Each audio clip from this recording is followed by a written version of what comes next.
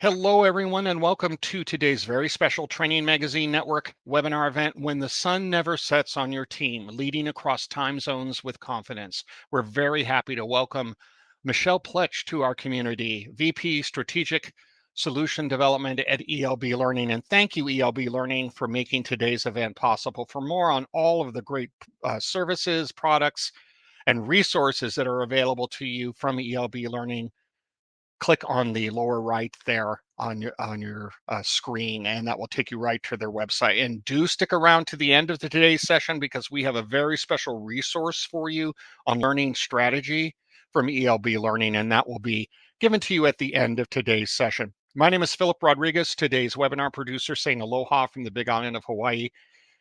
For those of you who haven't said hello yet, do so. For those of you who have said hello, thank you for joining us here today. Well, thank you, everyone, for joining us here today, but we'd love to hear from you. Who are you? What do you do? Where are you now? And what's it like? Hi, Mona. Monica, welcome. Arnie, Laura, hello. Keep saying hello in chat. So happy everybody's here. Here's some upcoming community events that I know that you'll want to register for. Check our webinar calendar frequently, because we have so many great events coming up. The calendar constantly changes, and we even have multiple events in the same day, so make sure you check your webinar times. The Choice Awards have opened up for voting. This is the best of our partners, and in 7 different categories in L&D. We do this annually. So if you vote, you're automatically entered to win a $100 Visa gift card for voting. So make sure you vote for the Choice Awards today. And this is, again, the best of the best in our community on all the providers, your favorite providers of services and resources in Training Magazine Network. So make sure you vote. You can go to choice_awards, or the Choice Awards, just click on the main menu, the navigation bar, and then 2025 awards, and that will give you your path to vote. So vote now. Voting is open through May 23rd. Thank you to ELB Learning. You know, they're such a great partner here with Training Magazine Network. We have a library of many, many recordings and resources from ELB Learning available to you. And they are really the leading resource for all things L&D and helping you do what you need to do to get successful results. So please check them out, elblearning.com. And again, stick around to at the end of today's session, and we'll have a special resource for you on learning strategy. So now, without further delay, let's get today's event started. When the Sun Never Sets on Your Team, Leading Across Time Zones with Confidence, with Michelle Pletch. Michelle, welcome to Training Magazine Network. Oh, unmute. It's okay. Everybody does that. Welcome. Been here waiting, and I was so excited. I just forgot the step one. We're excited too. Thanks, Michelle. Thank you. So hi, everybody. Good morning, good evening, good night, good afternoon. I was looking at the chat and just want to say hello to all my Virginia folks. I am also in Virginia, Central Virginia area, by way of Florida, where I grew up. So if we've got any Florida folks in the house, I lived all over the state. But I was really excited to see so many people from all across the country and world that have, taken the time out to join us today, on this really important topic, which we'll, obviously get into. My name is Michelle Pletch, VP of Strategic Solution Development. Give you a little bit of a sneak preview into kind of the lens that I am coming at this from. I started my career facilitating trainings at the university that I went to, and then kind of followed in the family tradition of education where I taught for over a decade. And that's where a lot of my initial exposure to really having to adapt my, then teaching, now leadership style to working with people from different cultures and those sorts of things. And then in my role at ELB Learning, which has been both on the production side, leading our instructional design team, and now on our strategy and execution team, as far as helping our clients develop, the exact solution that is going to help them accomplish all of their business goals, objectives through that L&D lens. So that's where this comes from. This topic is really universal. A lot of what we talk about today will be able to be applied to not only your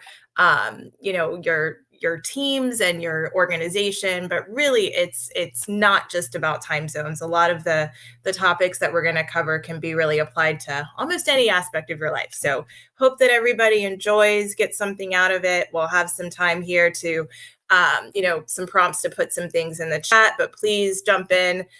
Philip will let me know if we've got any questions that are needing to be answered, and just feel free to use that chat to ask them, give me some feedback. Love to hear from you. So we will get started. So first thing I want to talk about, as I mentioned, is, this isn't necessarily just in that L&D lens, but, our L&D, our L&D organizations are becoming more and more global, right? Pre-COVID and, you know, back in the 90s and 2000s, most people worked in an office, but more and more people are working from home, at least part-time. And as that expanded, as did the locations of which our teams worked in. You might have had a global team originally, but they might have worked in a little bit more of silos. But now, according to research and current polls, 62% of employees are working directly with teammates in different time zones. And, those time zones might be just 1 or 2 hours apart, or it could be 18 hours apart. The way that we work has really changed tremendously over the last few years. And, we're still, as a people, catching up to what are the best ways to do that. How do we make the most of, the separation of, some people are working in, overnight, and people are working during the day, and, starting and coming on at all at different times.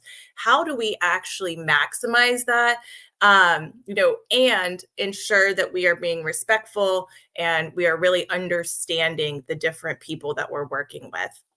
I know a lot of our, training in the recent year especially has been very focused on, all of the technological advances, artificial intelligence being probably one of the main ones. But the users of all of these new fun tools and technologies are still the people, and the beneficiaries of these new technologies are still people.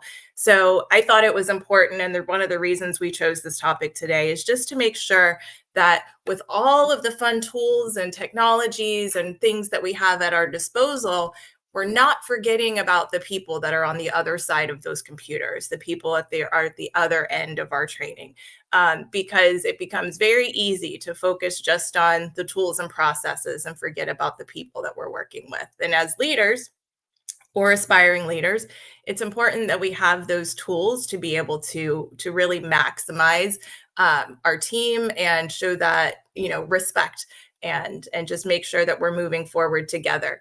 So go back to this. It says 74% of companies operate on multiple time zones. So that's most of the vast majority of companies are now operating by either having physical locations in different parts of the country or world, or really just having remote employees in various time zones. So it's really important that we understand how to make the best use of our employees while also, making sure that they're getting the sorts of feedback and in kind of engagement, and we're still building those core relationships that we need to have.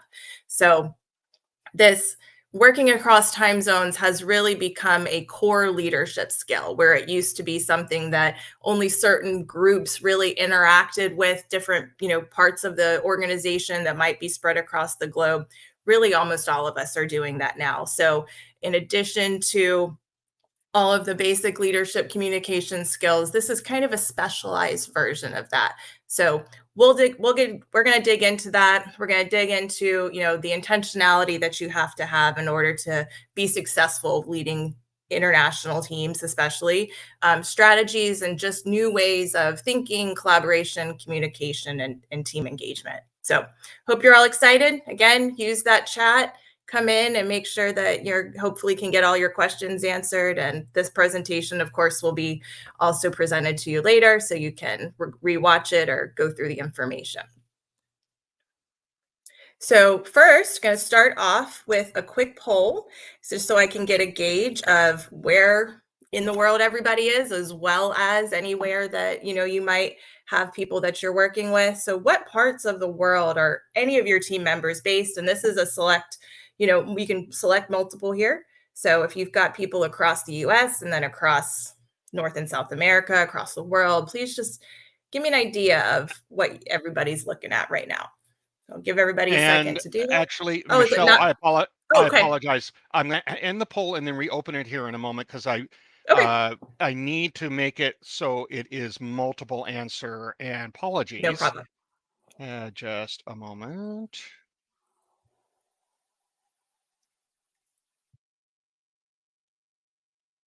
And as you're doing that, and you will see that, a lot of what we talk about today will be very time zone specific, talking about meeting scheduling and those sorts of things, respecting each other's times and boundaries, because we do all have lives outside of work, or we should.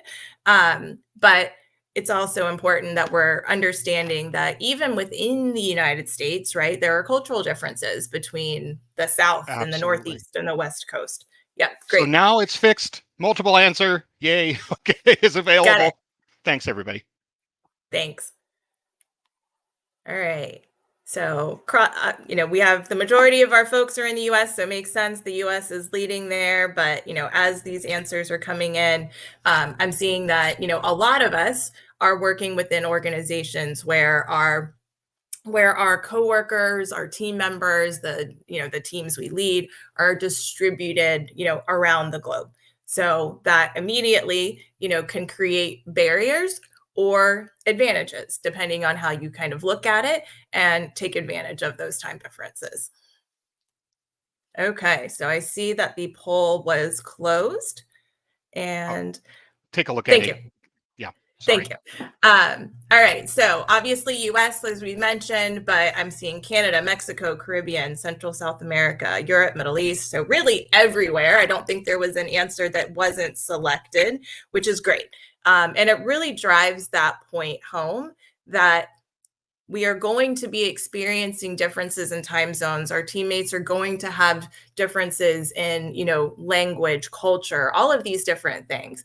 And as a leader, it's important to not necessarily memorize or, kind of have a full and complete understanding of every single language and culture and those sorts of things, but to have an open mind and to be curious about it and to learn about it. So that's what we're kind of going to dive into today.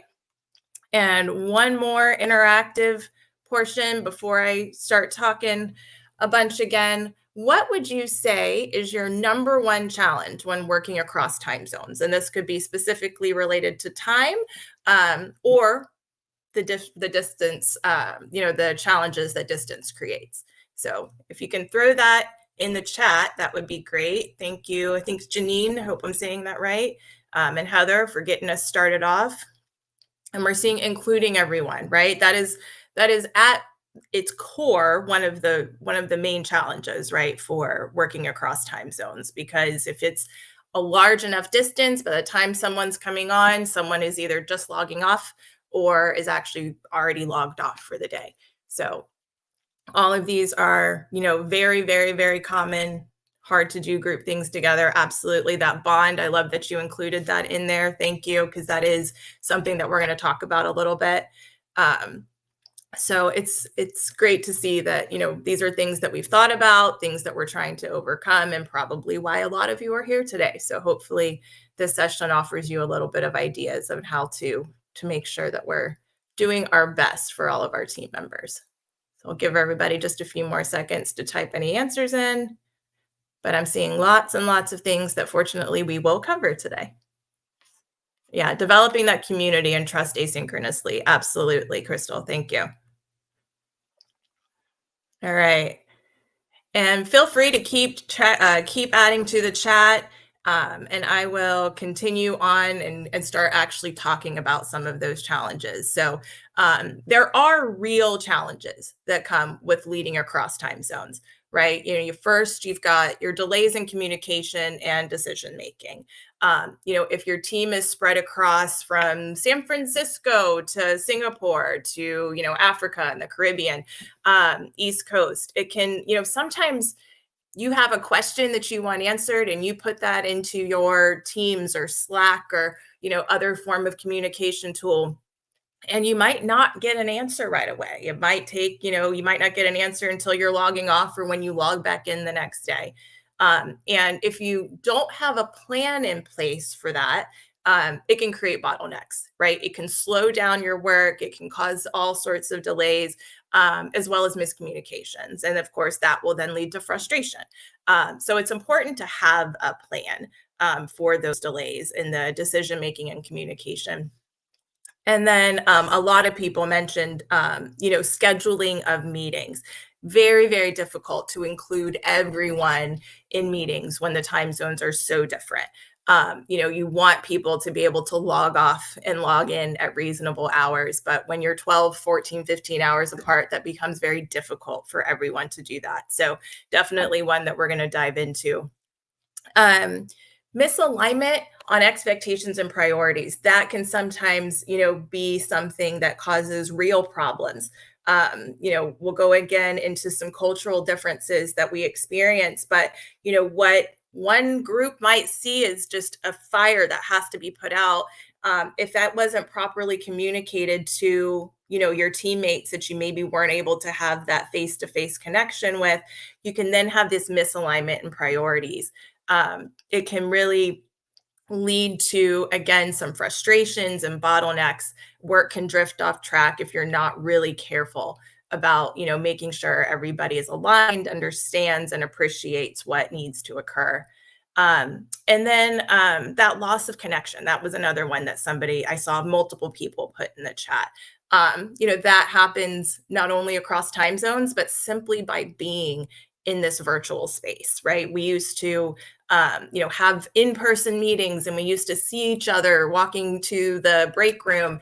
And a lot of that, since so many people have transitioned to virtual, that has become one of the main things that people miss. And when you add that time zone and physical distance to the mix, it really can erode that team structure, and erode that have a lack of cohesion and a lack of a shared purpose. So we're going to tackle these. We're going to go into these a little bit and just make sure that we're all, trying to our best to come up with ways to combat these challenges and then find ways to actually maximize the uses of our resources that are all around the world.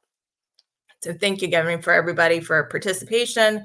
Really is great to know where everybody is starting and where their heads are at. So, going to start with one of those big ones, that trust and communication. When you're leading a global team, one of the most important things to remember is that the foundation of your entire team is still trust and communication. As I mentioned at the beginning, these aren't tips that are unique to this particular topic, right? Trust and communication is a benchmark of all good teams, all organizations. And one of the ways to build that, even across distances, is to be transparent and consistent in your communication. You want to let your team members know what's happening, why it's happening is super important, and how decisions are made. I mentioned before that one thing, we might realize something is super urgent, and our team members may think it's less of a priority. And that is why the why and the how is going to be so important. Not just giving lists of tasks to accomplish, but giving everyone that background information that they need, as well as the goal that you're looking to achieve by doing these things. Being transparent with the what, why, and how, helps us avoid confusion and builds confidence in our team members, even when you're not necessarily in the same room. And empathy.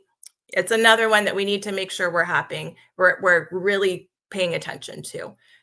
It's tempting to focus on tasks and deadlines, But when you work across time zones and you're working with people in different cultures, different parts of the world, you need to make sure you're staying in tune to how they're feeling. And how do you do that, right? You know, check in, offer support, you know, make space for individual voices. In a global team, everyone is bringing a different perspective, right? And this is where you can really find ways to maximize the distance, maximize the diversity that, you know, working with global teams comes from, because it's essential that everyone feels valued, especially if you're in an organization where the vast majority of the organization is in one place. You know, it's easy to lean towards them and then kind of other people and us maybe left out and not feel like they're necessarily part of the overall team.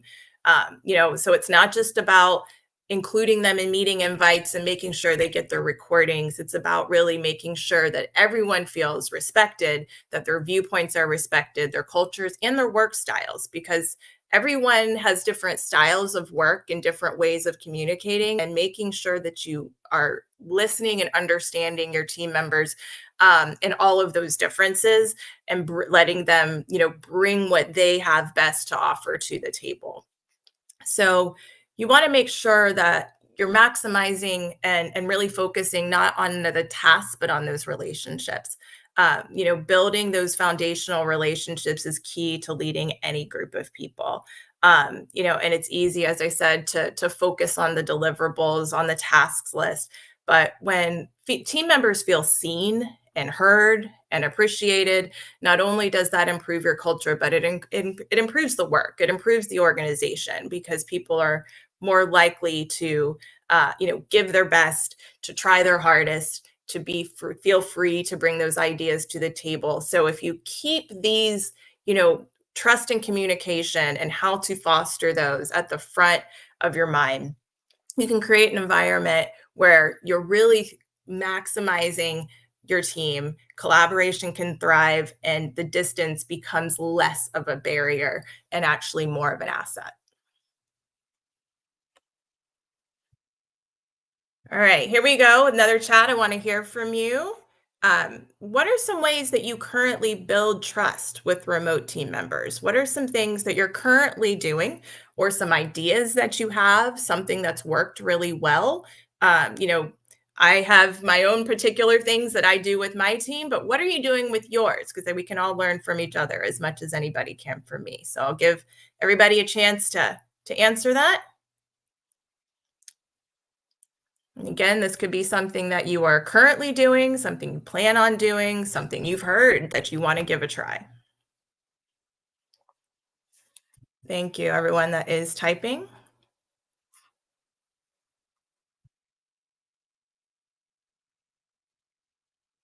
Yeah, follow up on action items. Yeah, those one-on-ones are really key, right? Because you know that person-to-person connection can become difficult to really foster strong relationships when you're virtual plus time differences, right? You really have to go that extra mile in order to make those relationships thrive and really grow that trust, because trust takes time to develop.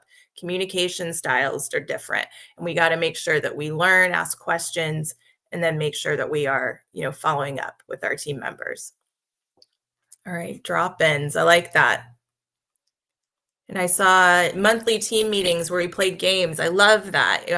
We do some games within our an ELB as well during a lot of our training sessions and weekly or monthly meetings, and they're a great way to bond. Right, that just having a little bit of fun, a little bit of break from the hustle and bustle of, you know, working and creating courses and helping clients work through KPIs and how we can support that. Those are all things that, you know, can be sometimes a little stressful. So, you know, getting a little bit of time to relax with your team, get to know them in a less formal and, you know, more fun environment is a great bonding experience.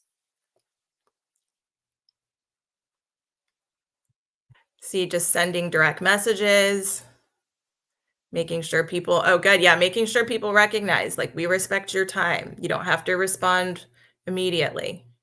Talk and listen seems simple, right? But it is certainly one that can quickly go by the wayside, especially if you're up against deadlines or have any super important projects that are coming due. It's very easy to focus just on the work and forget about the person on the other side of the screen.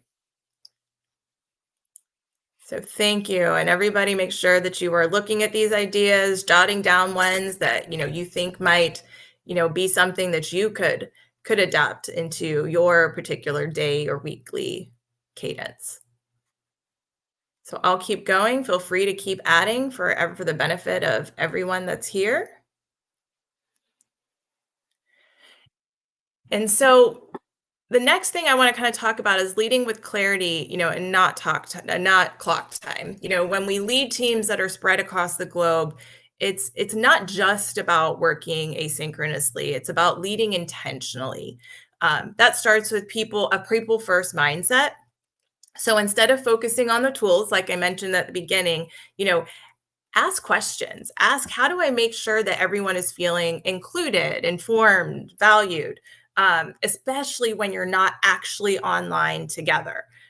That means that as a leader, you really need to take a step back and make sure you are setting clear expectations, not just for the specific task that someone's trying to accomplish, but in communicating how to make decisions, check in on each other. I saw some of those in the chat that it's really important that you're still reaching out to your team members as people, that you know what is going on as much as they're comfortable sharing, right, in their lives, and that you know who they are and what's important to them. Make them feel like they're valued, secure, and connected.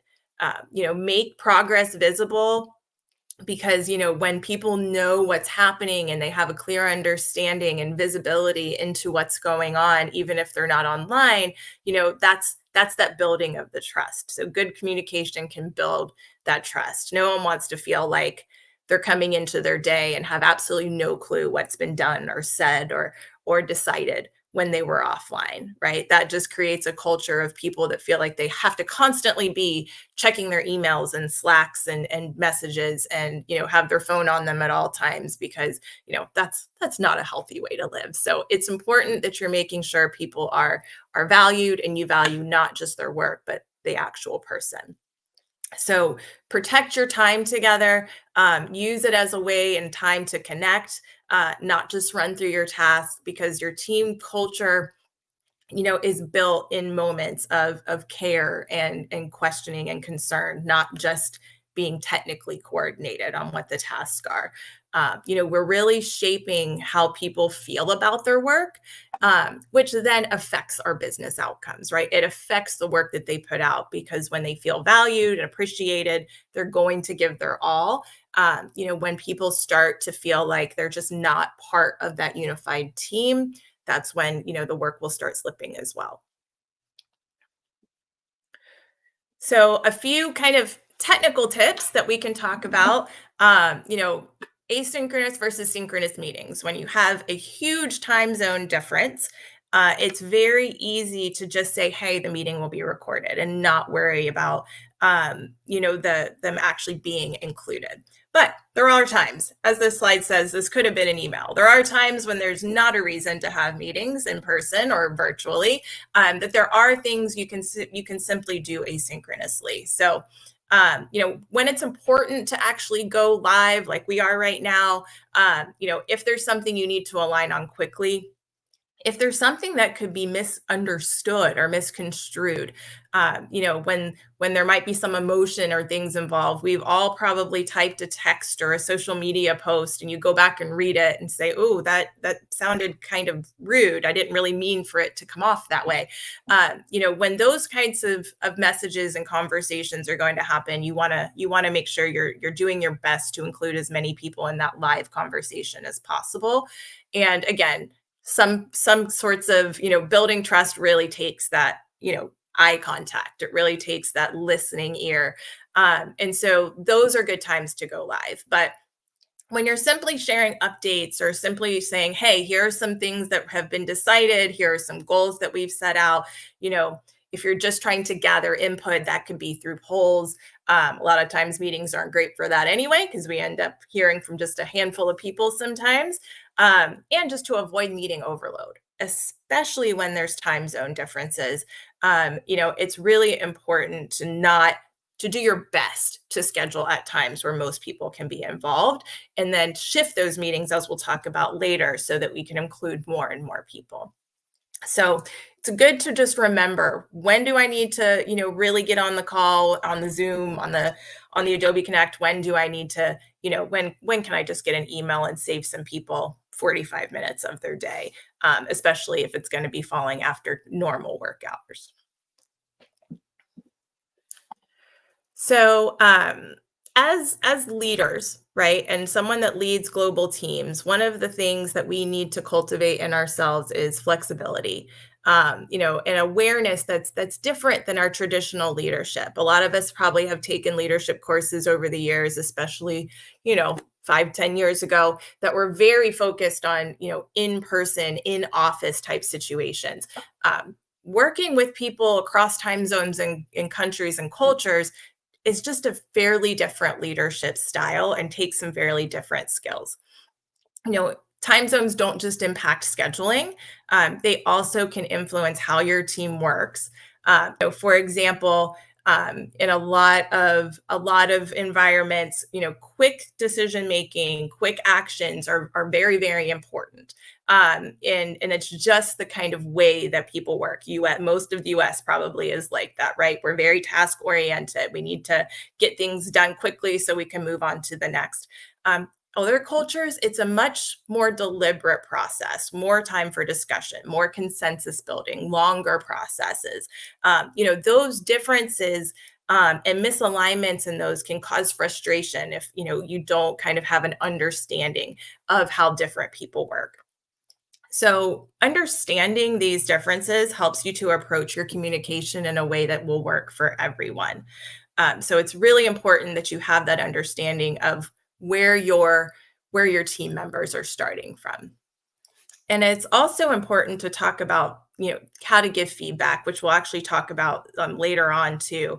But when you are a leader and you're working with individuals, right? So even though I'm talking cultures and things, we're really talking about individuals and the way that they take feedback, the way each of your team members understands and hears what you're saying. To be a good leader, you need to really have an understanding of what is the best way to get through to my team members. What is the best way to help them, support them, help them understand what's important and really what they need to do. In some places, direct, clear feedback. Hey, that's not right. Need you to redo this. I will say that is generally my leadership style, is to just give everyone direct feedback, constructive criticism, so that they can grow. But in some cultures, direct feedback like that might come off as rude. It might come off as something that they're not as receptive to because they are used to more indirect types of feedback.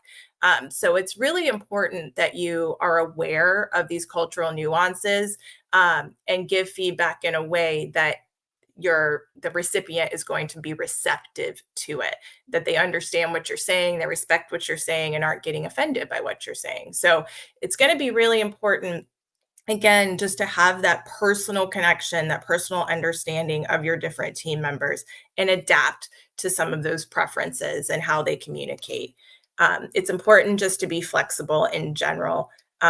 Some team members might be more comfortable working alone, right? Maybe they actually are working virtually because that is their particular way of working. And to support individuals best you can on, autonomy versus teamwork. Don't expect one size fits all solutions. You've got to create an environment that is inclusive, where differences are celebrated, where you allow each team member to reach your fullest potential. So that way you're getting the most out of them and for the organization. So I have a little acronym that I have for myself, and for those of you that are in the instructional design or development world, OST probably means on-screen text, so it's an easy acronym to remember. But I use this to say: observe, seek to understand, and tailor. Take time for the observe, take time to notice those differences. Notice the communication styles, the workflows, the responsiveness. Observe what is actually happening now. If something is different than you think it should be, seek to understand why. There may be valid reasons behind differences in what you're seeing, and then tailor your approach. Again, it's not a one size fits all. So if you can remember the OST, observe, seek to understand, and tailor, that will really help you build toward that really strong team mentality that you want to have. And cultural agility is a word that you may or may not have heard, but it's one of those really important leadership skills that when you're leading a team that is spread across, even like I said, the country, different cultures in the US South versus Northeast versus West Coast, really understanding that and adjusting, learning, clarifying, and encouraging and asking, right? Make those part of your daily routines. Look at what's happening, make adjustments, clarify, make sure everybody is really on the same page. And so when you're giving feedback, when you are, trying to come up with plans and workflows, you're really understanding where everybody lives and then making sure you're fitting your particular plan so that you're maximizing everybody's skills rather than trying to fit, square peg round hole type of situation. And as I mentioned earlier, when in doubt, ask, right? I think sometimes we feel like we either should know everything or are afraid to ask some of the hard questions. But the best way to create a team that really feels unified and is working together in a constructive way is to ask questions. Ask what their ideal way to collaborate is. Maybe you prefer Slack, but someone else prefers email. Is there some way to balance, or is there a training needed to help somebody understand how to a specific tool works? Ask them what would help you feel connected to the team. Would it be shifting a meeting once a week to a time that is a little bit more in those working hours? Ask how someone prefers to receive feedback. It's important that we are giving feedback to our team members, but we're doing so in a way that they can be receptive, and ask if there are any cultural norms they should be aware of. Holidays are another one, right? We don't all celebrate the same holidays. So understanding and respecting the people's differences and backgrounds and where they are going to really create a team across your various time zones that can flourish. And again, if you have any questions, please put them in the chat. And Janine, again, thank you. Talking about from a neurodivergent perspective, which a lot of this could really, the time zones could really be switched out, for neurodivergence as well. Ask the questions, ask how people are comfortable. Find out what is the best way of communicating and giving feedback to them. Some people, sarcasm is not a good way of communicating. It can be offensive or confusing. Making sure you have those understandings as a leader of your team to make sure that everybody feels supported. And so when we're talking flexibility, I did want to point this out. I'm talking about adapting your style and adapting your ways of working, right? And being flexible. But that doesn't mean that, you can't come up with, a unified plan of action. It doesn't mean that you're going to avoid giving feedback or not ask somebody to make some adjustments. That doesn't actually help anyone. It doesn't help you as the leader, it doesn't help your team members, it doesn't help the organization. So you do have to be able to be flexible, but it's important that we're remembering that we're here to do a job, right? If we're building a course or building a training or coming up with a curriculum, and we all need to be on the same page, there are things that we'll need to adjust, and people do things that might be a little bit outside of the norm, but you can do that in a clear and respectful way. But don't skip the hard conversations, right?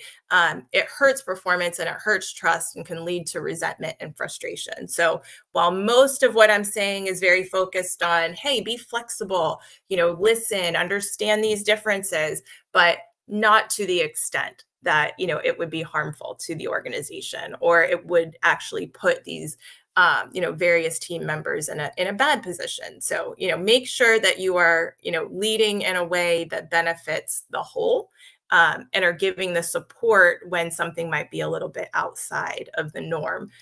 But we do have to make sure that we're still having those hard conversations, that we're making sure we're giving feedback. But you've got to just make sure that you're doing so in a way that people understand. Like, I know that you used to do things this way. We really need you to shift. Here's why. That why is going to be critical. And make sure that you're finding that balance between, flexibility and then really setting goals for the team as a whole.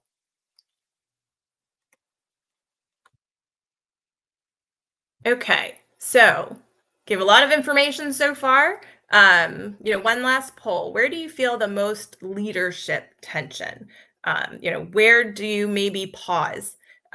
Is it, giving feedback across cultures, scheduling and time zone strain, building trust, aligning expectations, or trying not to micromanage, which becomes very, very easy to do when you don't have the person sitting in front of you to be able to say, um, to give that consistent positive feedback. Sometimes it becomes very micromanagey if you're not careful. Give everybody just a second.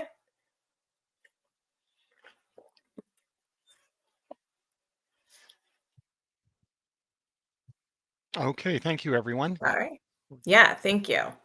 All right, so it looks like the top answer there was aligning expectations without micromanaging. That is like a tightrope that you have to walk, right? You want clarity, but you don't want everyone to feel like you're just trying to control every single action, because every person, right, doesn't matter where you are, every person has certain preferences, certain ways of working. But especially in global teams, if expectations aren't aligned early, we can end up with missed deadlines, misunderstandings, work that missed the mark. And then leaders fall back into I have to control every little thing that's happening. I need to see every slide that you make. I need to see every decision that you make, and you need to run that by me. That obviously doesn't create trust or a positive culture. So you need to really focus on creating that clarity up front with your team members, allowing your team to be part of that process, help them understand what success looks like, and let them be part of that decision as well. Talk to your team about check-ins. Maybe you're the manager and you set the time, but is there do you like check with your team? What times are good for them? Some of us are morning people versus afternoon. It can be simple as that, shifting the meeting for a couple of hours. And then helping them understand like what autonomy looks like. You want people to have the freedom to, work on things as they come in, and but we don't want to make it so that everybody feels like they have to do every little thing exactly as we would want them to. Thank you for everybody participating there. So I keep going back to trust and communication. This says connection, but it's important to realize these aren't just going to happen.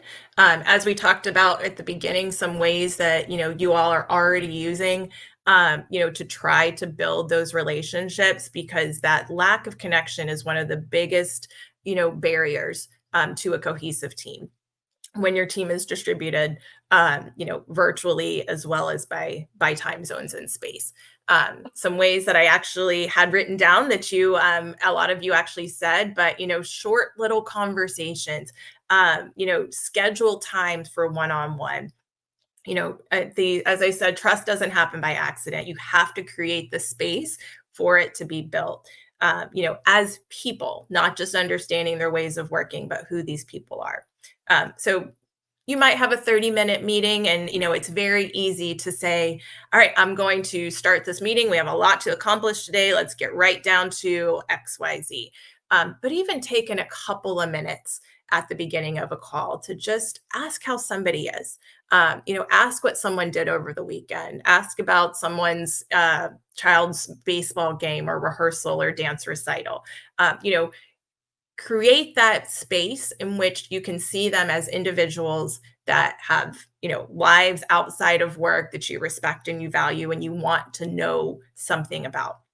Encourage updates. If you have, Slack or something like that, set up a channel. We have a pet channel, right? It's in my group where our team can just go and post fun pictures of their cats, dogs, pigs, whatever it is that they have. That little bit of connection and understanding that you can gain from your team members really can create that sense of community and that sense of togetherness that is very difficult sometimes to have when you're not in the same physical space. It might feel small, but these things can really build psychological safety, loyalty, and a sense of collaboration, and really help people feel like they're working together, not just for the same organization or on the same team. So just build that connection anywhere you can. Take those few minutes to ask the right questions to really allow people the space to talk and open up and get to know them.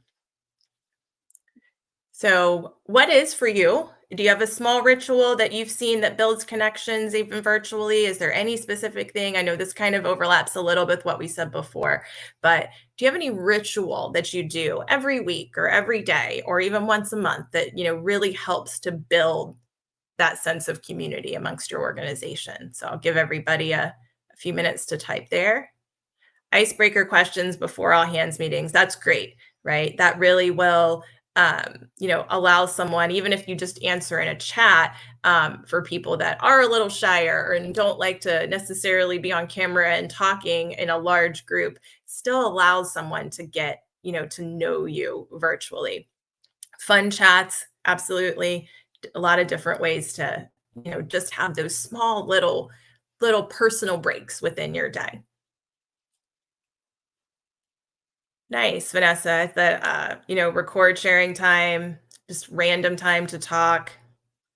Yeah, Abigail, that's great, right? Sometimes we can overcomplicate things, right? Yes, it'd be great to have a specific channel, like I said, for our pets, but sometimes all it really takes is asking how someone's doing, right? Finding out what is going on. I heard there's a holiday over there. What is that for, right? Being interested in their different culture, environment, country, whatever it is, just expressing that little bit of interest can and really make people feel like they're being heard and seen. So go ahead and keep putting these in the chat. I'm going to continue here. But everybody, I'd love for everyone to take a scan through the chat so that way they're getting their own ideas. Christine, I like that 5 and 5. People volunteering to speak for 5 minutes about something going on in their lives. I think that's great. And it sets some boundaries around it. But it really provides that space.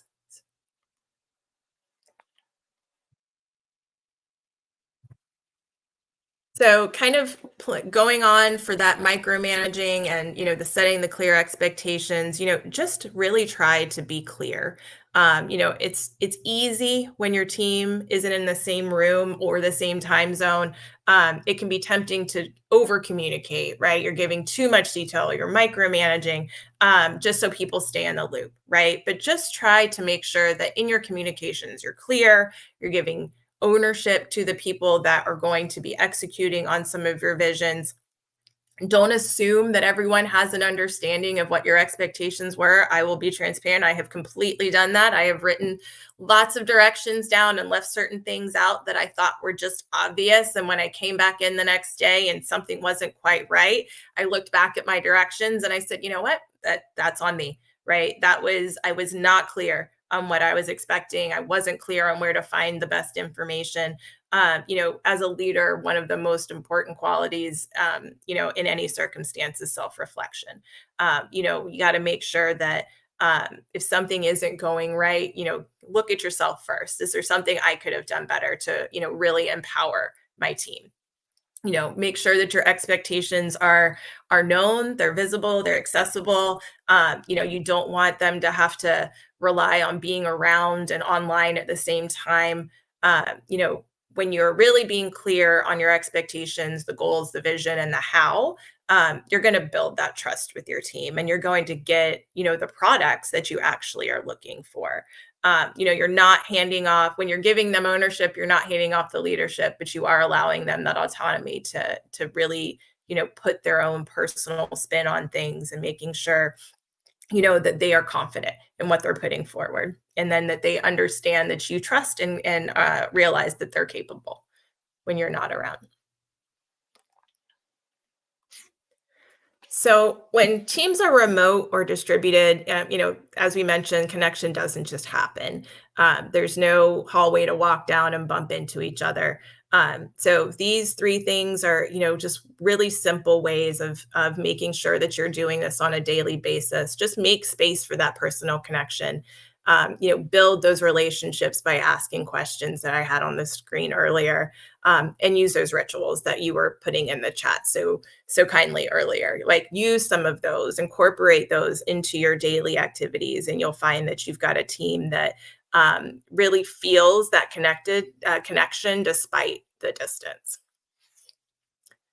So building connections isn't just about, being nice and understanding. It really has an impact on performance. A team has to trust each other. One of the benefits of having a global team, especially if you're working on one project or together, right, is the fact that work can be going on almost 24/7, which is a benefit as long as everybody understands the expectations.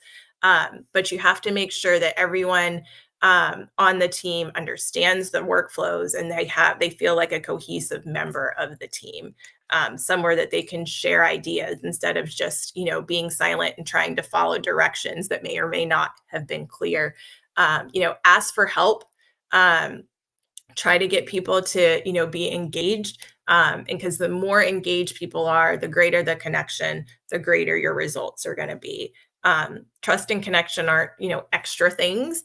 When you're leading a global team, they're absolutely essential, because when people are working across these distances and time zones and cultures, you really have to trust and lean on each other, and that can really make or break the success of your team. So it's important that we are recognizing that and really leaning in, and seeing it as an asset as compared to a negative.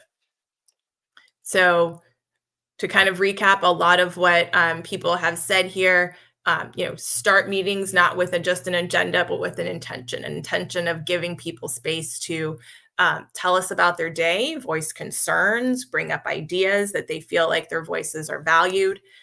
Celebrate wins across regions. Don't just host your monthly or annual awards and your different, celebratory meetings and things just during one time zone, right?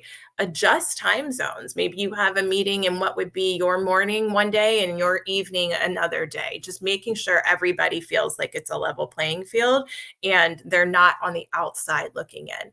And then make sure you know where everyone is, know what their time zone is.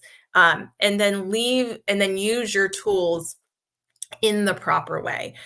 Use them to make connections, not just for tasks. Use them in a way that brings everybody together. And to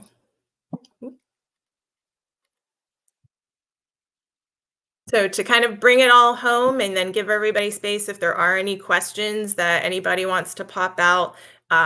Great leadership isn't about, being constantly present. You don't know, even when if you worked in an office, you didn't want your manager hovering over your shoulder all day. In the same way, when you're leading a global team, you don't want to have to just kind of be that micromanaging and checking in every 30 minutes to make sure they're still on task, right? Be consistent, be clear, but give people that space to actually work and do what they are good at. Again, flexibility doesn't mean sacrificing accountability. So while the focus was on, understanding people's cultures and understanding their different ways of communicating, we still have to hold our team members accountable. So doing so in a way that's still going to allow them to grow, because without feedback, you can't grow. Making sure you're giving room for them to grow and make sure the organization is still being supported in the proper way. And then, of course, every team member, no matter where they are, wants to feel seen, supported, empowered, heard. They want to feel appreciated. And so ensuring that you're not so focused on just the work or just team members that are close by in your time zones, but you're actually creating that unified and cohesive, team that feels like they are really all valued. And when you create something like that, you're really leading your team and the organization forward in a way that everybody feels valued and accepted and appreciated. All right. Any questions that I can answer before we move off anywhere? Anything that really stuck out to you that you'd like to explore a little bit further? Ideas that you have?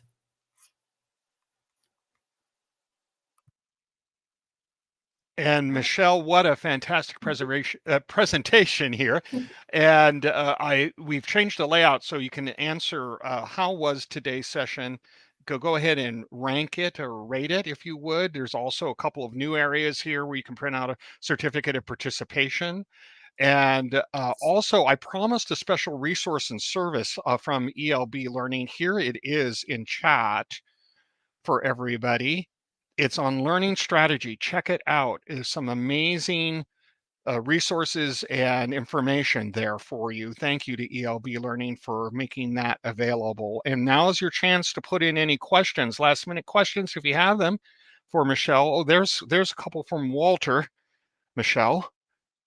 Yeah. So, Walter, what is one thing leaders often overlook when working across time zones? I think the biggest one is what I touched on a lot of times is, not recognizing the importance of, actually one, respecting everybody's time zones. As I mentioned, we have especially if you have a group that is centralized and then a few people that are kind of scattered, not ensuring that those people that are outside of the core group are really heard, seen, and appreciated. They often kind of skip that and they focus, especially with that group of people that aren't necessarily on their Slack or Teams, during the same times they are. They just don't engage with the full team, right? They kind of toss work over the fence, but don't really group them in. And so, what are some early signs that trust might be breaking down? That is a fantastic question. One of the earliest signs for that really is, that falling off of communication, right? When you come into a job, maybe you're a little shy, but as you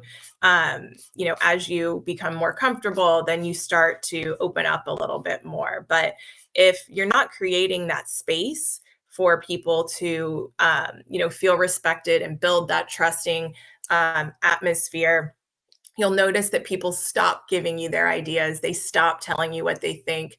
Their work they might be a little slower to respond to messages that come in.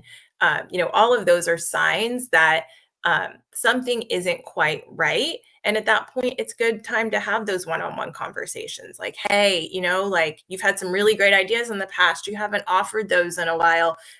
Is anything going on? And just, being that, human on the other side of the computer as compared to just the leader, just the boss, but trying to find out, why someone doesn't feel they have the space to communicate and offer ideas like they used to.